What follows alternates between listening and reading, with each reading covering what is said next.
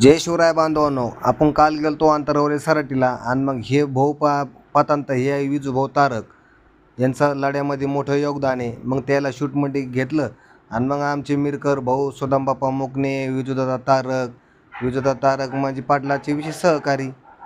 आणि हे सुदामबापा आणि आमचे हे वडीकाळ्याचे सरपंच रमेश भाऊ काळे आणि आमचे तीर्थपूरचे नगराध्यक्ष तीन आले. आणि मग म्हणले घ्या शूटमध्ये.